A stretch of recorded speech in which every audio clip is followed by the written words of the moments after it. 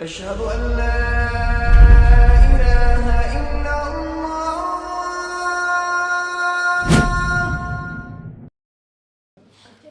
بسم الله والحمد لله والصلاة والسلام على رسول الله وعلى آله وصحبه ومن والاه. أما بعد فإن شاء الله عز وجل الشيخ will read باب الاشتراك في القتل and then we'll explain it. بسم الله الرحمن الرحيم. الحمد لله رب العالمين والصلاة والسلام على أشرف الأنبياء والمرسلين نبينا محمد وعلى آله وصحبه أجمعين. اللهم اغفر لنا وللشيخ ولوالديه وللحاضرين.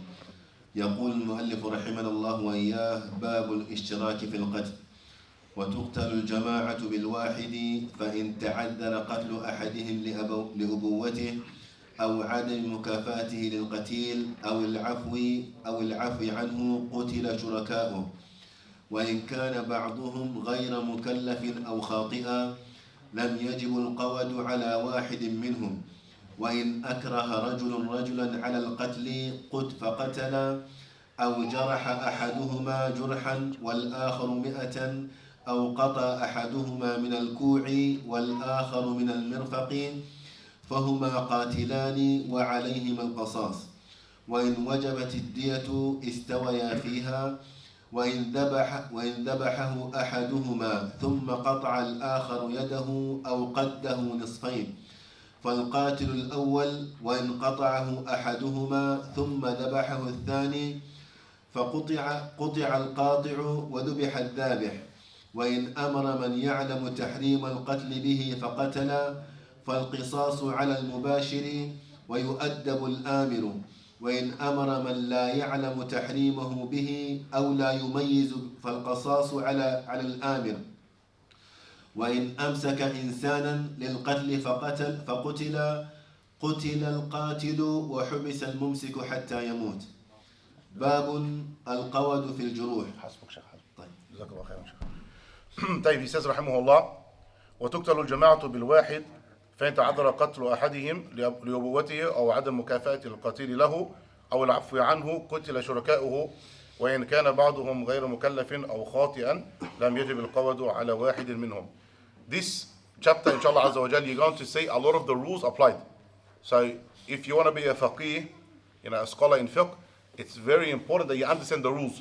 If you understand the rules, then you see that consistency. Okay, there's consistency in the Shariah, and it comes a lot in fiqh. And it's very rare that there's exceptions to the rules. So if you have memorized the rules that we've gone through before, then you understand a lot of the questions that we're going to ask, and you get the answers right, inshallah. He says, rahimahullah, a group will be killed in retaliation for killing one person. So if you're a reason for killing, or if you were a direct reason for the killing of someone, whether you're an individual, then you could be killed. Obviously with the conditions there. And if you were two people, you both could be killed. And even if you were a whole group of people that done something that led to the killing of someone else directly, then you will be also held responsible and you could be killed by his death. This is direct. You done something that caused his death, not indirect. Indirectly, example, you called and you set him up. You said, be in this place. Be in this place, and then you organize someone to kill him. That's indirect. Directly, we mean that you done an actual action that led to the death of the person. So, 3 people stabbed him. 3 people shot him. 3 people strangled him. 3 people drowned him, as an example. So they were directly responsible for the killing of this individual. A group will be killed in retaliation for killing one person. A group, jama'ah, doesn't matter how many people. 1, 2, 3, 4, 10, 100, doesn't matter. If it is not feasible to apply lethal retribution to one of them because of his parental relationship to the victim, the inequality of his status in terms of religion or freedom, or his being pardoned, his partners will still be killed. So if there is a reason for one of the group not to be killed, then that person is excused and he could either have to pay the diyah or be forgiven in its entirety, but the other people are still responsible. So for example, let's say 10 people stabbed a person to death. But one of the 10 is the father of the individual. We said previously that the father is not killed if he kills his son. He's punished, but he's not killed. You can't kill the individual. So the other 9 could still be killed, but the father won't be killed. Okay? Or if there was another reason why that person is not to be killed. So let's say there were 10 people that killed a person. From the 10, one of them was Muslim and they killed a kafir. So we said part of the conditions for the killer, for the murderer to be killed is that the status has to be the same in religion or in terms of freedom and slavery. So the Muslim, he is considered better than the non-believer. So if he was to kill a non-Muslim, even though he's still punishable, he's still committed a major sin. He can still be punished by the government, except that his life is not taken by his life because he's of a higher status. So the other 9, let's say they're all non-Muslim, they could be killed because they killed a non-Muslim, but the Muslim who was with them won't be killed because of it. Or maybe the family forgave one of the individuals. Maybe out of the 10 people, the family said, this person, we know him, we know his family, we don't want to upset his parents. Khalas, him we forgive, or him we'll accept the diyah from. But we don't forgive the other 9. Then they'll be held accountable and they can be killed if they are guilty. If one of them is not mukallaf, or if one kills in error, then lethal retribution is not binding on any of them. If one is not mukallaf, so one was, for example, insane. There was 10 people. One of the 10, he's actually insane. He's a person with a mental issue, he doesn't know what he's doing. And he was part of the 10 that killed. Or he was young. He was, for example, 5 years old. 9 were adults and one of them was a 5-year-old. And they all stabbed the person. And that person died. None of them will be held responsible, none of them will be held accountable to the extent that they can be killed.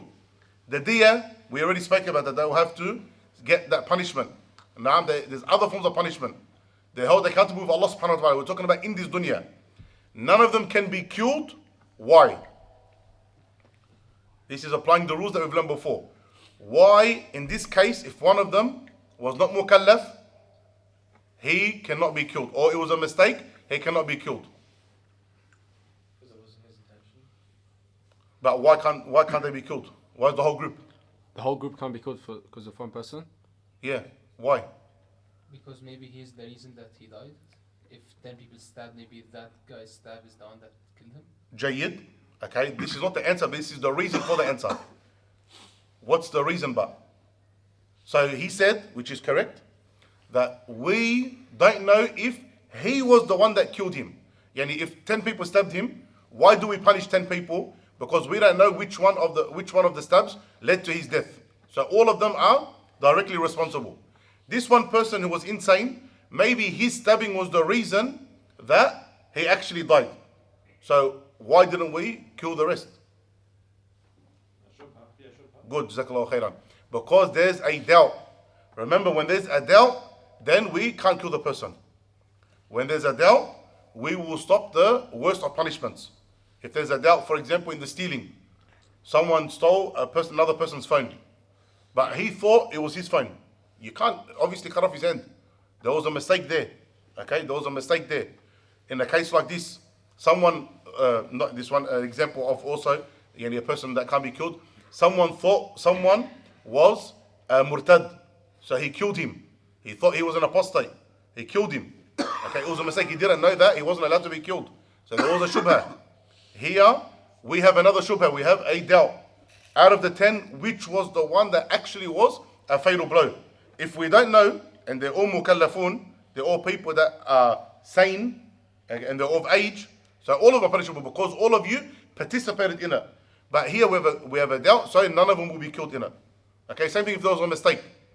If there was a mistake, yani 2 people were holding someone over a cliff.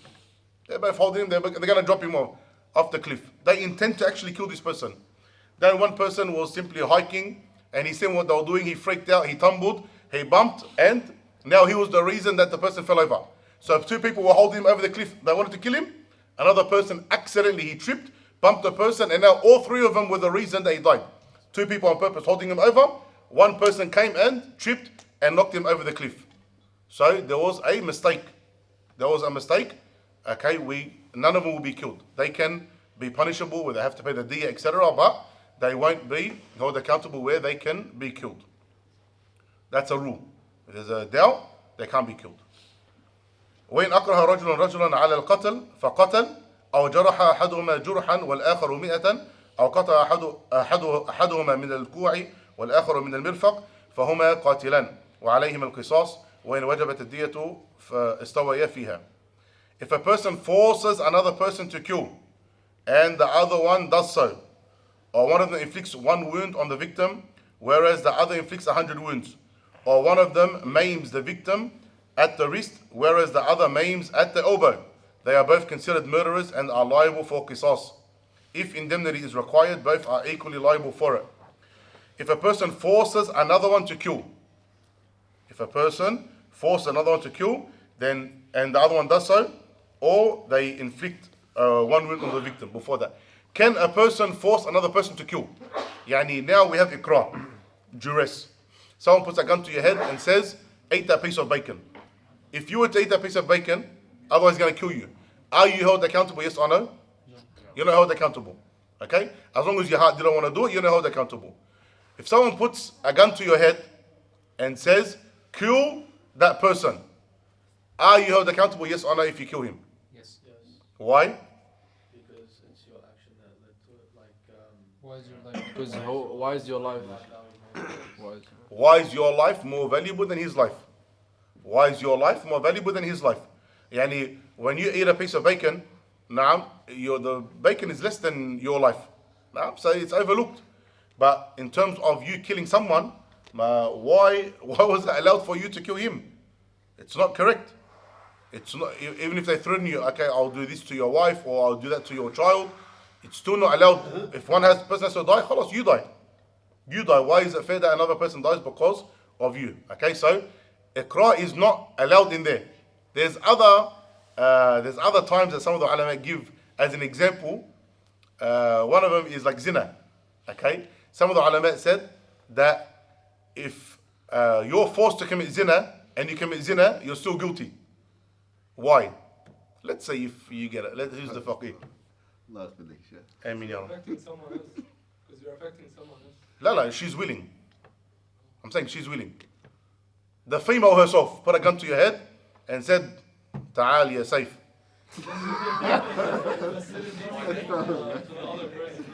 Yeah, she came to you herself. She raped you. لا قدر الله يعني. الاشكال.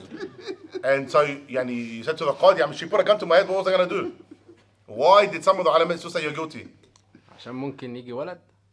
استغفر الله يعني لا قبل هذه لا تحدث إلا بشهوة.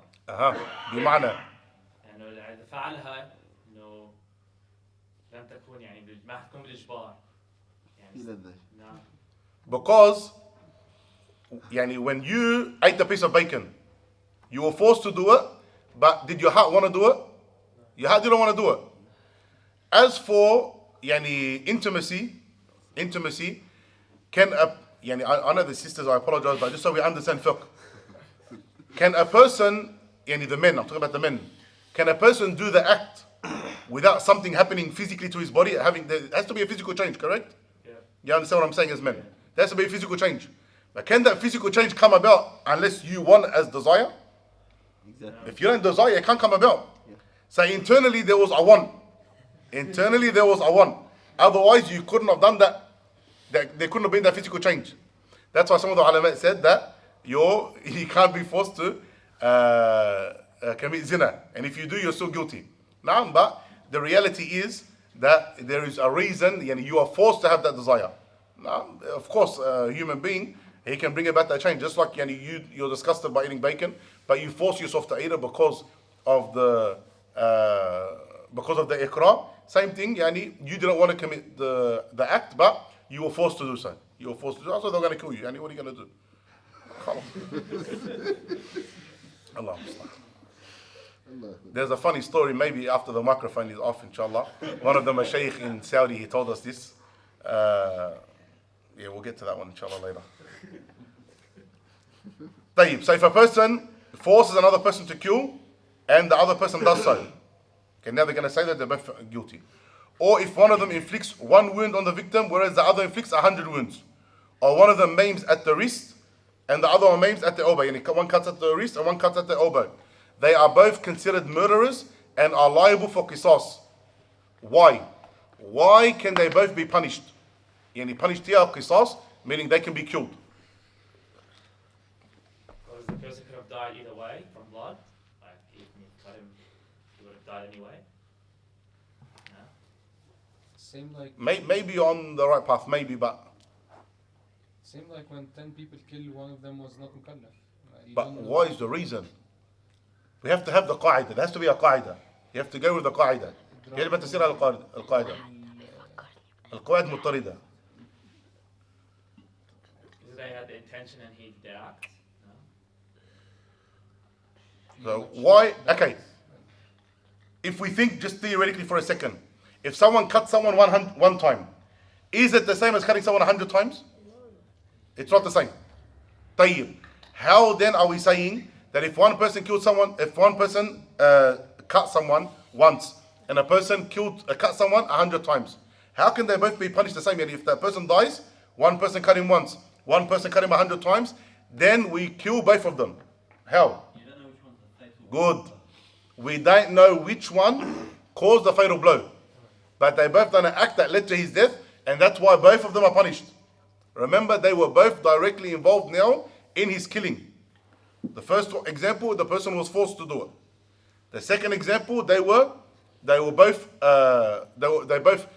intended to do an act, and that act led to his death, and we don't know which of the two was the main reason. Same thing if one killed at the wrist. Usually, if you cut off someone's wrist, usually, are they going to die from that? Usually? No. Okay, if you cut off someone's elbow, usually are they going to die from that? No. So, if a person cut from the wrist and a person cut from the elbow, that act in general is not going to lead to someone's death.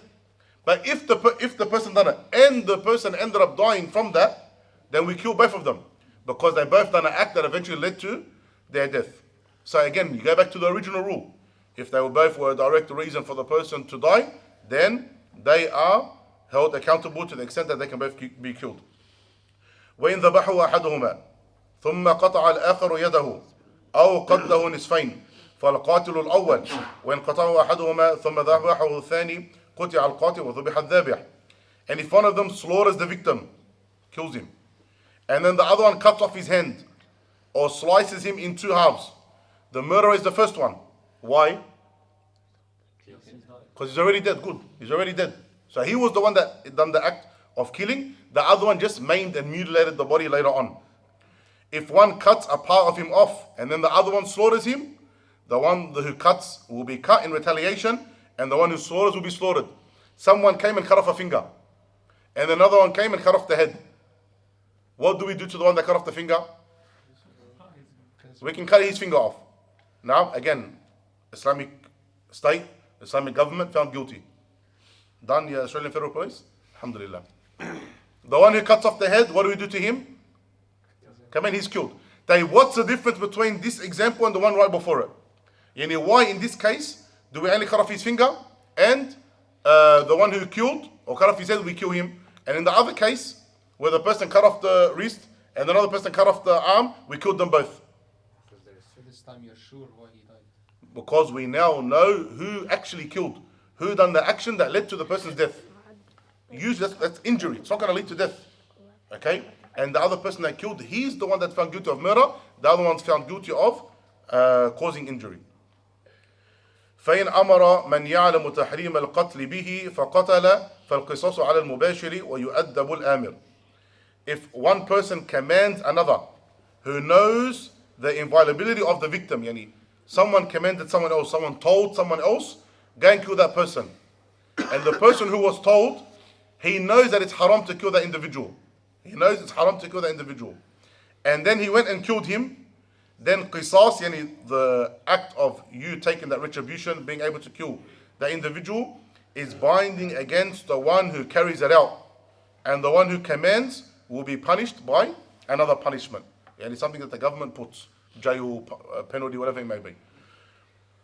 Here, you have a man, he tells another man, go kill that person. Just tells him, commands him. Go and kill the other person.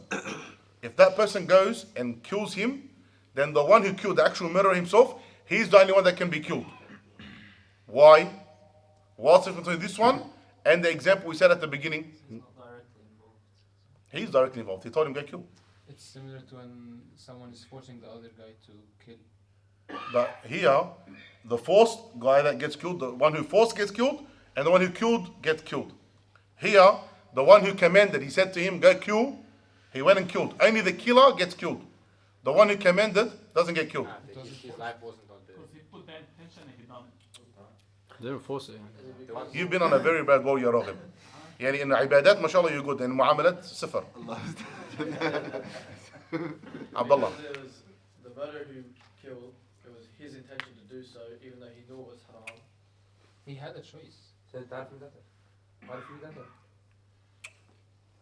طيب إذا أكرهه إذا هو واحد أكره غيره يقتل. Now he had the choice whether he kills or not. طيب جزاك الله خيرا. He wasn't forced. يعني now I told Saif, go and kill Mustafa. Saif doesn't. I'm not forcing Saif to do it. So yes, I've done wrong. I've done haram. If I told him to go do it and he goes does it, I've done haram. But did I force him to do it? No. He chose to go and kill him. So he's the one that goes and kill him. And this in fiqh is called the sabab and the mubashir. The sabab, the reason, the mubashir, the one that actually goes and does it. So I'm the sabab, I'm the reason. But he's the one that actually goes and does the action. And in fiqh, the one who is actually carrying out the act, he's the one responsible directly, and he's the one that will be held accountable regarding the punishment. He's the one that will be held accountable regarding the punishment. As for me, I'll have a different type of punishment, but not to the extent of being killed. Okay? So the one who went out by his choice, even if he was commanded by someone else, not that he was forced, he was commanded by someone else. Akhi, go and do this job. And he went done it by his free will, he's the one that will get killed. He was the one that will get killed, as long as he knows that it was haram to kill that person. وإن أمر من لا يعلم تحريمه به ولا يميز أو لا يميز فالقصاص على الآمر. If a person commands someone who does not know the victim's inviolability. So, I told Saif, the example I just gave, I told Saif, go kill Mustafa. No one's here called Mustafa, صح? Inshallah. Saif, go kill Mustafa. And Saif knows that it's haram to kill Mustafa. Then Saif will get punished. I'll get punished in a different way. He could get killed. Here, if a person commands someone who does not know the victim's inviolability, so I say to him, Saif, see that guy, he's murtad. He's murtad. We can kill him. Saif didn't know. He didn't know. He actually thought that it was allowed to kill that person. Or someone who is not discerning, yani someone who's insane, or he's young. You say to a person who's crazy, he's insane, he doesn't know right and wrong.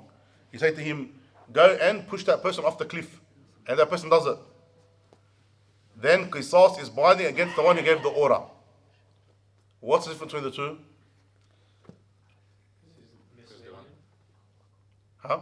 He's misleading him, so he's telling him to do something which he doesn't know about. But we said before, the mubashir is the one who gets the ruling. The one who carries out the act, not the reason for it. He didn't know. He didn't know, that's why he doesn't get punished. But why does the commander get killed now?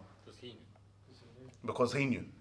Because he knew, and so now he takes the place of the mubashir. He knew, so now he takes the place of the one as if he carried it out himself. Because he knew and he fooled that person. Okay? Because he tried to manipulate the situation, he takes the ruling of that person. طيب وإن أمسك إنسانا للقتل فقتل القاتل وحبس الممسك حتى يموت.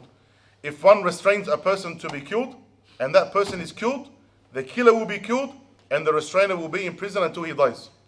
Let's say you have two people. One of them, Allah Mabarak, big guy, he holds the person. And as he's holding, another person comes and stabs him. So does holding lead to death? Holding doesn't lead to death. What leads to death? The stabbing. Okay, the stabbing is what leads to death. But could the person stab him without him holding? So, like in this case, in that particular example, no, he can't. That's why he stabbed him, because he couldn't run away. Now, so he's holding him. So he done an act that directly led to his death. He done an act that directly led to his death, and so if they are both found guilty, they can both be killed. But how are they going to be killed? Some of the ulama said, khalas, both of you get killed straight away. the Hanbali madhab, and I believe it was the fatwa of Ali radiallahu anhu, that the one who done the stabbing, he's to be killed, qisas, and the one who held him, he remains imprisoned until he dies. Yani he will never be let out of jail. Why? Because it's now retribution like what he done. He held him, no problem, we'll hold you until you die. So he says in prison until he dies. These are some of the rulings regarding partnering in murder. For those that need to leave, they can leave. And for those that have questions, inshallah azza wa jalla, we can take that. And then from next week, we start to get into injuries. We finished murder, and next week, inshallah azza wa jalla, we start to get into injuries. Sallallahu alayhi wa sallam, Muhammad wa ala alihi wa sahbihi ajma'in.